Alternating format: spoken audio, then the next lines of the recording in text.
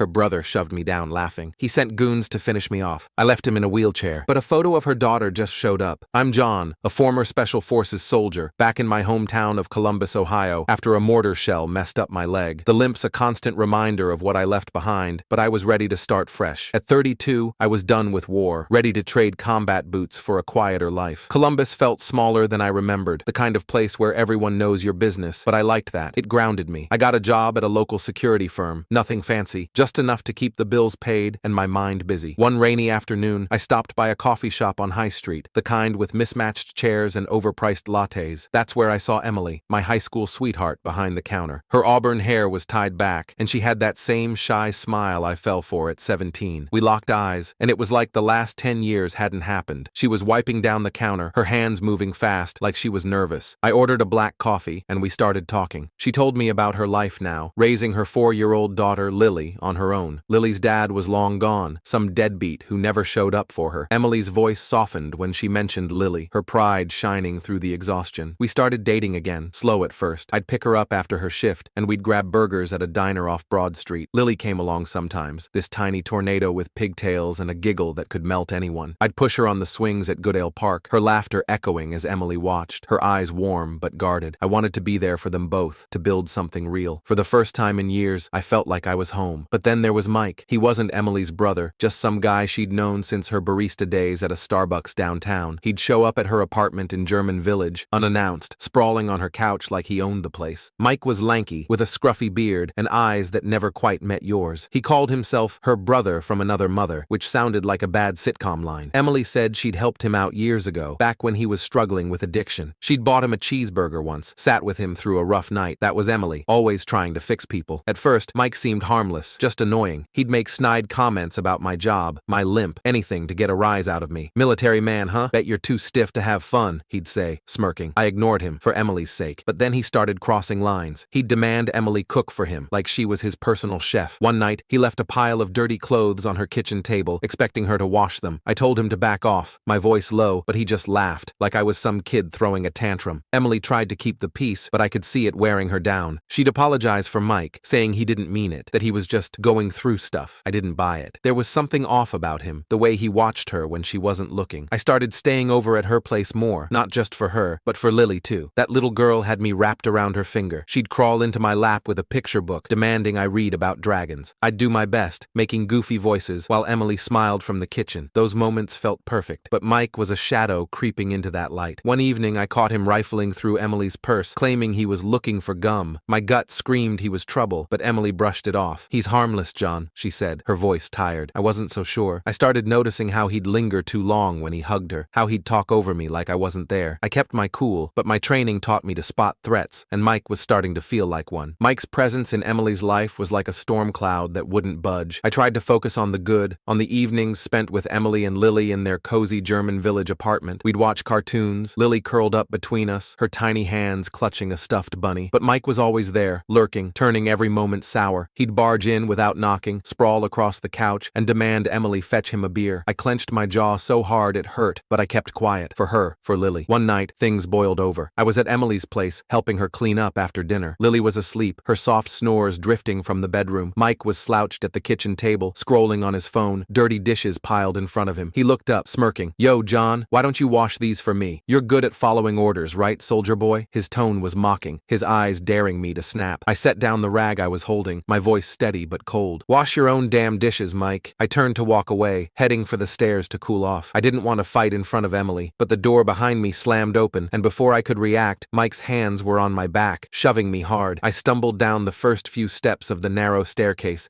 my bad leg buckling. My head smacked the concrete at the bottom, pain exploding behind my eyes. I scrambled to my feet, adrenaline kicking in, and saw Mike charging down after me. Instinct took over. I grabbed his shirt, pulling him down with me. We hit the ground hard, fists flying. I landed a solid punch to his jaw, but he got one in too, his knuckles grazing my cheek. I pinned him, my training screaming to end it, but Emily's voice cut through the haze. "John, stop!" she screamed, running down the stairs. Her face was pale, eyes wide with panic. I froze, my fist raised, and let go. Mike scrambled back, clutching his face, blood trickling from his lip. "He attacked me!" Mike spat, pointing at me. "He went crazy, Em. All I did was ask for my PlayStation back." His voice was desperate, but I saw the lie in his eyes. I shook my head, catching my breath, my head throbbing. That's bullshit, Emily. He pushed me down the stairs. My voice was hoarse, but I kept it calm. She looked between us, torn, her hands shaking. The neighbor across the hall, Mrs. Carter, poked her head out, her phone already recording. I got the whole thing on my security cam, she said, her voice sharp. You, Mike, you pushed him. Don't lie. Emily's face crumpled, and she turned to Mike, her voice breaking. Is that true? He stammered, but the fight was gone from him. He muttered something and stormed off into the night. The next morning, I drove Emily to her shift at Target and dropped Lily off at daycare. My knuckles were bruised, and I held an ice pack to the back of my head. At work, my boss, Tom, noticed. What the hell happened, John? He asked, leaning back in his chair at our security firm downtown. I told him everything, and he pushed me to call the cops. You're an idiot if you don't press charges, he said, his eyes narrowing. That guy's trouble. I shook my head. I can't do that to Emily. She'd hate me. Tom sighed, muttering something about me being a stubborn fool. But Mike wasn't done. A week later, he cornered Emily at her apartment. I wasn't there, but she called me later, her voice trembling. Mike had given her an ultimatum. Kick me out of her life, or he'd walk away from her and Lily forever. He played dirty, reminding her he'd been the only steady male figure in Lily's life since her dad bailed. I can't lose him, John, Emily said, tears choking her words. Lily loves him. She'd be devastated. My stomach twisted, but I saw the pain in her eyes. She was choosing Lily's stability over me. I packed my things that night, my heart heavy. Lily clung to my leg, her big eyes confused. Why you leaving, Johnny? She asked, her voice small. I knelt down, forcing a smile, my throat tight. I'll be back to visit, kiddo, I lied, knowing Emily wouldn't allow it. I kissed her forehead, grabbed my bag, and walked out. The door clicked shut behind me, and I felt like I'd left a piece of my soul in that apartment. Mike had won, for now, but I wasn't the type to stay down forever. After Emily ended things, I moved back to my apartment in Cincinnati, a small place off Vine Street with creaky floors and a view of a brick wall. The breakup hit hard. I'd wake up at night, replaying Lily's confused face, her tiny voice asking why I was leaving. But Mike? He wasn't done with me. He'd taken everything, Emily, Lily, the life I'd started to build, and now he wanted to twist the knife. It started small. I woke up one morning to find my car, a beat-up Ford pickup, sitting on cinder blocks in the apartment parking lot. The tires were gone, the windows smashed, and red spray paint spelled out "loser" across the hood. I stood there, fists clenched, my breath fogging in the chilly Cincinnati air. The damage cost me $3,000 out of pocket after insurance, money I didn't have to spare. I called the cops, filed a report, but the security footage was useless. Two figures in hoodies, faces covered, gloves on. No prints, no leads. Deep down, I knew it was Mike. He'd bragged once about friends who'd have his back, and I'd brushed it off as empty talk. I wasn't brushing it off anymore. 2 weeks later, things escalated. I got home late from work, the city lights flickering through my third-floor window. As I fumbled with my keys, a flash of light caught my eye. A Molotov cocktail smashed against my front door, flames licking the welcome mat. My heart pounded as the apartment's fire sprinklers kicked in, dousing the fire before it could spread. If those sprinklers hadn't worked, I'd have been trapped, maybe dead. I wasn't jumping from a third-floor balcony with my bad leg. The cops came, took statements, but again, no evidence. The figure on the grainy footage wore a mask, a hoodie, and moved like he knew the cameras were there. I told the officer I suspected Mike, but without proof, they couldn't do much. I called Emily the next day, my voice shaking with rage. Mike's behind this, Em. He's trying to burn me out. She was quiet for a long time, then whispered, I'll talk to him. Her voice was strained, like she didn't want to believe it. For a month after that, things went quiet. No vandalism, no threats. I started to think maybe she'd gotten through to him. I tried to move on, throwing myself into work at the security firm. I'd spend evenings at a gym near Fountain Square, pounding the heavy bag until my knuckles ached, trying to sweat out the anger. But Mike wasn't done. I found out through a mutual friend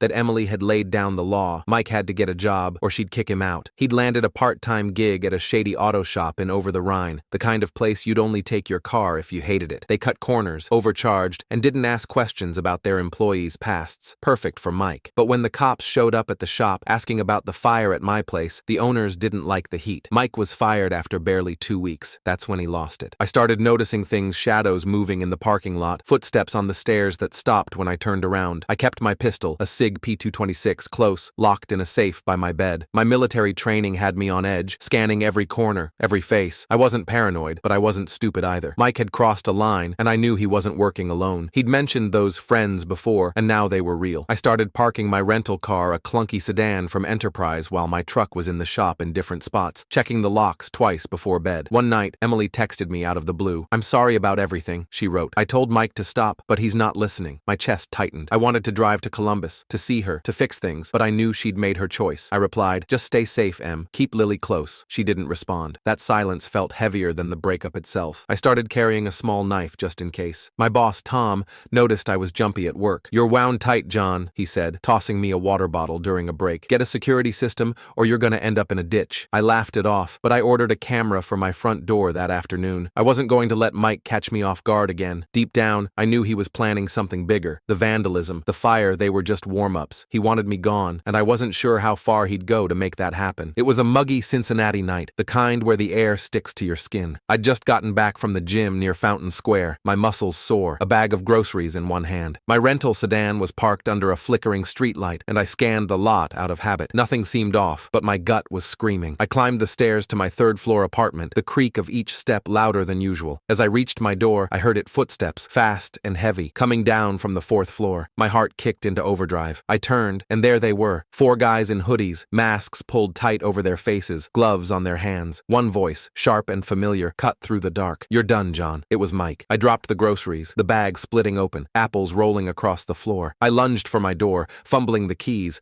but they were too fast. The first guy slammed into me, pinning me against the wall. I shoved back, my bad leg screaming, and managed to get inside. They wedged a foot in the door before I could slam it shut. My apartment was small, no room to maneuver. My mind raced, training kicking in, every second a calculation. I had one chance. Near the door, in a closet, I kept my SIG P226, loaded, tucked behind a stack of jackets. Irresponsible maybe, but it was about to save my life. The first guy came at me, swinging a fist. I ducked, grabbed his arm, and twisted, using his momentum to throw him into the second guy. I dove for the closet, my fingers closing around the cold grip of the pistol. I yanked it free, rolled back, and put distance between us. They froze for a split second, 4 shadows in my doorway, the hallway light casting long, jagged shapes. "Gun!" One of them shouted, Mike's voice again. Panicked now. I didn't hesitate. My training took over. No warning shots, no half measures. Body, head. I fired. The first guy dropped, a clean shot to the chest. The second caught a bullet meant for the first, then another to his forehead. The third guy lunged, but I hit him square, 4 rounds center mass. Mike, the fourth, was halfway out the door, scrambling like a coward. I emptied the magazine, bullets tearing through the third guy and into Mike. He screamed, collapsing in the hallway, clutching his side. The air smelled of gunpowder and blood, my ears ringing. 14 seconds. That's all it took, according to the neighbor's security cam across the hall. I stood there, shaking, the pistol still in my hand. My apartment was a mess, blood on the floor, groceries scattered, the door half off its hinges. I called 911, my voice steady despite the chaos. 4 men broke in. I shot them. Send help. The operator kept me on the line until the cops arrived, their lights flashing through my window. Paramedics rushed in, but 3 of the men were gone, pronounced dead on the scene. Mike was alive, barely, blood pooling under him. 1 bullet had grazed his hip, another lodged in his lower back, severing his spine. He'd never walk again. The cops questioned me for hours. I told them everything. Mike's threats, the vandalism, the Molotov cocktail. The neighbor's footage backed me up 4 masked men, one clearly Mike, storming my place. The investigation was quick. Self-defense, they ruled. No charges for me. Mike, though, he was hit with conspiracy to commit murder, assault, battery, and reckless endangerment. The 3 dead guys were his buddies, lowlifes with rap sheets for robbery and assault. Mike had rallied them to finish me, but he'd underestimated me. Emily called the next day, her voice trembling with rage. "You shot him, John? You crippled him." I tried to explain how Mike had come for me, how I had no choice, but she wasn't listening. "You're a monster," she said, her words cutting deeper than any bullet. "Stay away from me and Lily, or I'll call the cops." I stood in my wrecked apartment, the phone shaking in my hand. I wanted to scream that Mike had brought this on himself, that he'd tried to kill me, but her voice, so full of fear, stopped me. She hung up, and I knew that was it. She blocked me on everything: phone, social media, all of it. I was alone again. I sat on my couch, staring at the bloodstains on the carpet. I'd won, legally. Mike was done, locked away, his life over. But it didn't feel like victory. Emily was gone. Lily was gone. The family I'd dreamed of was gone. I cleaned my gun, my hands steady, but my chest hollow. I'd survived, but at what cost? 8 years have passed since that night in Cincinnati, and I'm not the same man I was. I left the military not long after, my leg and my head too battered to keep up with active duty. I settled in Cleveland, started my own cybersecurity consulting firm. It's good money, the kind that lets me afford a nice condo downtown, with a view of Lake Erie on clear days. I've built a life, one I'm proud of, but the scars from that time still linger. I don't mean the ones on my body. It's the quiet moments, when I'm alone, that I think of Emily and Lily. I wonder what could have been. I met Sarah 3 years ago at a tech conference in Akron. She's a software engineer, sharp as a tack, with a laugh that pulls me out of my darkest moods. She knows my past, every ugly detail, and she's never judged me. We're talking about kids now, maybe a house in the suburbs. She's my anchor, the one who reminds me I'm more than the guy who pulled that trigger. Life's good, better than I thought it could be after everything. But closure? That's trickier. Last month, a Google alert I'd set up years ago pinged my inbox. It was Mike's name, paired with the word obituary. My heart skipped a beat as I clicked the link. He'd died in prison, beaten by another inmate who got tired of his mouth. The article called him trouble troubled but loved, a bright kid who fell into addiction and crime. I didn't buy the sob story. Mike was a snake, always had been. The real shock was the last line. He left behind a daughter, one nobody knew about back then. I felt a pang for her, a kid who'd never know her dad. But knowing Mike, she was better off. I heard through old friends that Emily's doing well. She got married in 2020, had another kid, a boy. She's working at a Target in Columbus, managing the place now, living in a quiet neighborhood with a picket fence. I'm happy for her, truly. I never reached out. She made it clear she wanted me gone, and I've respected that. But sometimes, I see a little girl with pigtails at the park, and I'm back in that apartment, reading dragon stories to Lily. Those memories hurt, but they're also what keep me grounded. Looking back, I got my revenge on Mike. He pushed me down those stairs, trashed my car, tried to burn me alive, and sent his goons to finish the job. I stopped him, legally, permanently. But revenge didn't fill the hole in my chest. It didn't bring Emily back. It didn't let me tuck Lily in at night. It just left me with nightmares, with the sound of gunfire echoing in my head. I spent a year avoiding my guns, my hands shaking every time I touched one. The Navy helped, got me therapy, let me stay on base for a while. But the real healing came from moving forward, from building something new. I'm not proud of what I did, but I'm not ashamed either. Mike made his choices, and I made mine. I protected myself, and I'd do it again if I had to. But if there's one thing I've learned, it's that revenge doesn't fix what's broken. It just clears the way for you to do that yourself. I'm still working on it day by day, with Sarah by my side. Life's too short to stay stuck in the past.